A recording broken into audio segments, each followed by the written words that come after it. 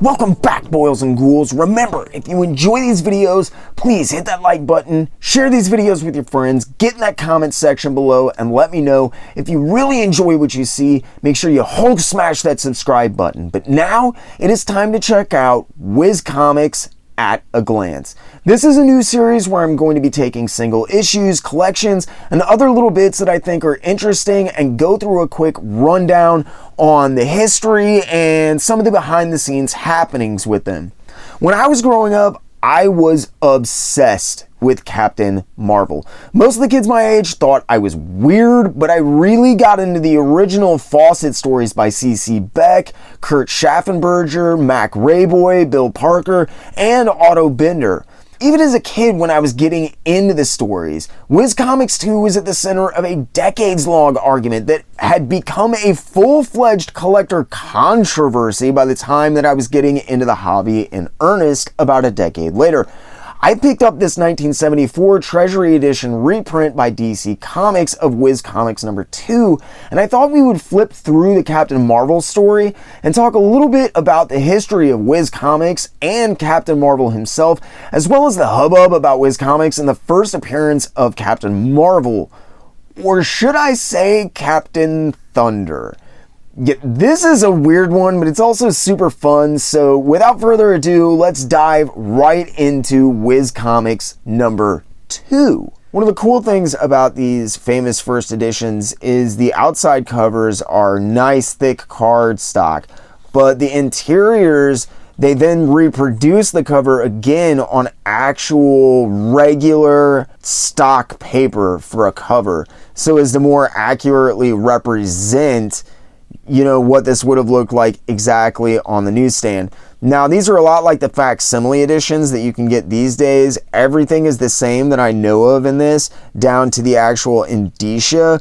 There is something missing from this particular reprint, though. It's on the cover. Now, originally, it said Gangway for Captain Marvel. This Treasury Edition was reprinted in 1974, only a year after DC reintroduced Captain Marvel, and Marvel Comics was on them like white on rice about the name and any possibility that they could use it to confuse readers into thinking that a DC title was actually a Marvel title. You might also notice that even though this is technically the first issue, it is Whiz Comics number 2. Whiz Comics numbering was confusing from the beginning. There were even 2 different ashcan editions of Whiz Comics number 1 with identical interiors but different names. One of them was Flash Comics and the other was Thrill Comics. The only difference in between the 2 of them is the name on the cover. In the ashcan editions, Captain Marvel is not called Captain Marvel though. His name is Captain Thunder. These ash cans were made to secure the copyrights to the names and characters and to beat their competitors to the punch. This was a thing that was done a lot back in the day. If you ever look at Erie, there is no actual color. Well, I guess they didn't have color, but there is no actual Erie number 1. It was an ash can edition. It was printed in 2 editions, but it is just a black and white ash can that was super rushed to get out. And issue 2, that's why issue 2 says like big collectors first issue or big collectors issue. It's because that was the first issue. The reason there's 2 versions of the ash can is because Fawcett found out that they couldn't use Flash Comics because it was already copyrighted, so they went with Thrill Comics. But Thrill Comics was copyrighted too. And then, to top everything else off, Captain Thunder? Yeah, you guessed it. That name was taken as well. They eventually went with Whiz Comics. Now, Whiz Comics was inspired by their very first published title, Captain Billy's Whiz Bang, which itself was actually a play on Wilford H. Fawcett's nickname, Captain Willie. Wilford H. Fawcett is the founder and publisher of Fawcett Comics.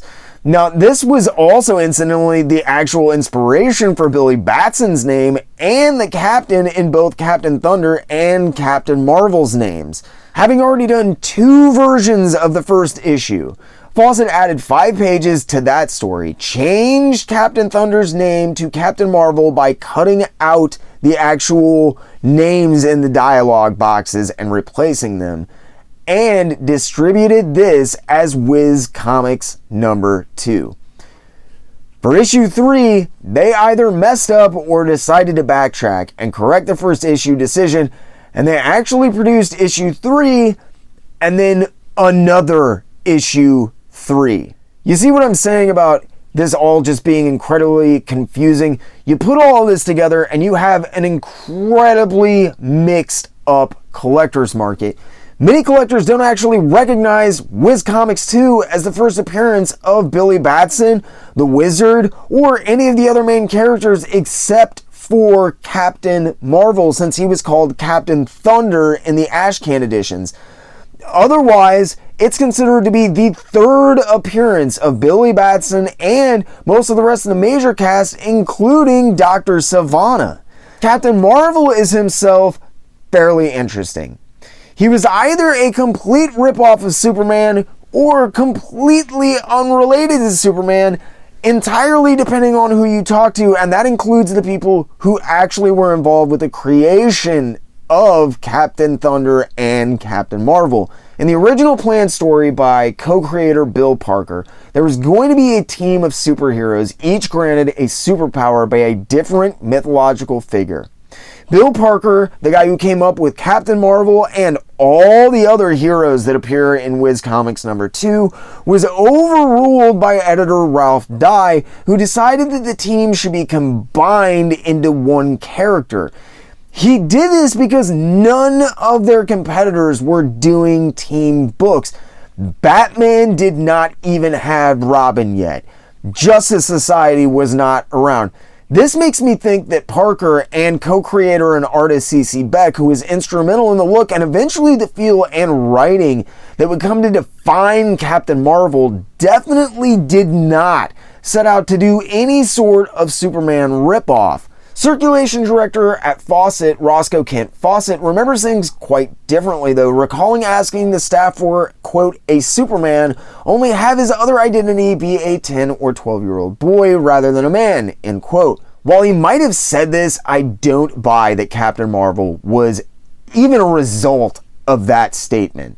Aside from the acknowledged fact that Captain Marvel was intended to be a team of heroes and not one hero, C.C. Beck and Bill Parker went into Captain Marvel with the specific intent of making it completely different, both art and writing-wise, from any other comic on the stand, where the big guns like Superman and Batman were drawing influences from pulp magazines. C.C. Beck and Bill Parker looked back to traditional folk stories and mythology instead.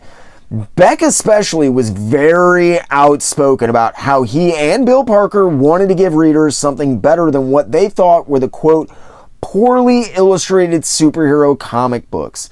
This doesn't sound like someone who was setting out to copy or imitate Superman to me. C.C. Beck took heavy inspiration from the cartoon strip artists as well, rather than emulate other comic book artists. None of this makes me think that either Beck or Parker in any way set out to rip off Superman or any other DC character for that matter. And I think readers agreed with me. While there's a lot of differences, and Beck and Parker definitely weren't interested in copying Superman, Fawcett was. It's interesting to see how much Fawcett seems to have really tried to lean into the Superman angle. The cover itself is obviously a reference to the eponymous first appearance of Superman on the cover of Action Comics number 1, with Captain Marvel throwing a car at a wall. I mean, it's so similar to Superman smashing that car into the wall. It's almost unbelievable. Fawcett also came up with the idea that Billy Batson would become a reporter, emulating Superman's job as a mild-mannered reporter and his secret identity of Clark Kent.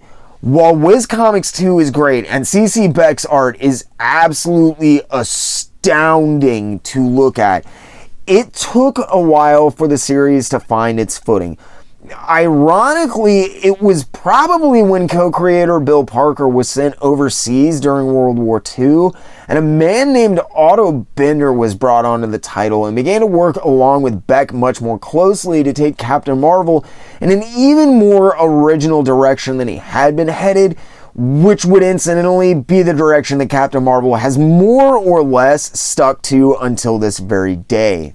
Today, most people are unaware that Captain Marvel actually outsold Superman, and not just for a little while. For almost a decade. Captain Marvel was so popular that it went bi-weekly, spawned a host of spin-off titles starring the Marvel family, and prepare yourself, they sold over 1 million copies an issue of a bi-weekly comic. That's more than 2 million copies of Captain Marvel a month. Captain Marvel wasn't just outselling Superman by this point, he was slaughtering him. Their biggest moneymaker under threat, it did not take long for DC to sue. Whiz Comics came out around late 1939 or early 1940. And by 1941, DC already had Fawcett in court. Things went back and forth, and it was just a knockdown drag-out. It lasted for 8 years. When they originally went to trial in 1948, Fawcett lost the initial case, but the court found that DC had somehow managed to let their copyright on the Superman newspaper strips lapse. And that was not going to stand with DC. They appealed the decision, and it was then decided by another judge that DC had indeed kept the copyright of Superman, but that Captain Marvel was not himself a ripoff of Superman. There were aspects that he thought were derivative, and there are, but he didn't think that Captain Marvel himself was a clone of Superman, because he isn't. By this point, it was 1949, and the entire comic industry was basically in a sort of free-for-all following the declining interest in superheroes following World War II. Think about the implosion that happened after the spec collector's market in the 1990s. World War II is kind of like that 90s boom. You literally could not print enough comics to keep people happy, and they all wanted to escape into these superheroes and different fantasy and fiction stuff. But following the war, people's interest was quickly waning. If you remember the fallout from the 1990 collector's spec boom, you have an idea of what was going on in the entire industry. But at this time, the comic industry was very new, and no one really knew if it was going to recover or not. As the court case dragged on and on, with the sales of Captain Marvel half of what they had been only a decade before during the height of the war, Fawcett decided to settle with DC out of court in 1953, and they ceased publication of Captain Marvel and the entire Marvel family line of titles. They also agreed to pay DC $400,000 in damages. The Fawcett comic department was shut down overnight, and both CC Beck and a few other Fawcett employees were out of a job and actually ended up at DC Comics, ironically. Now, it wasn't until the superhero boom in the 1960s that anyone even thought about bringing Captain Marvel back. But when Marvel hit it big, everyone was scrambling for new superhero material.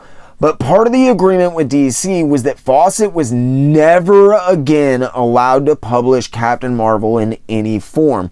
Eventually, DC, starving for content, entered into agreement in 1972 to actually license the character back from Fawcett. But there was a problem.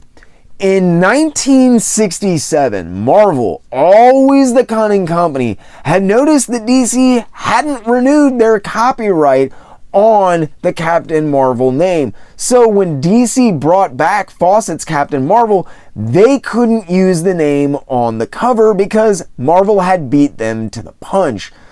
They instead titled the comic Shazam with the subtitle The Original Captain Marvel. Marvel was not having any of this even though, and they hit DC with a cease and desist letter, I think within 12 issues.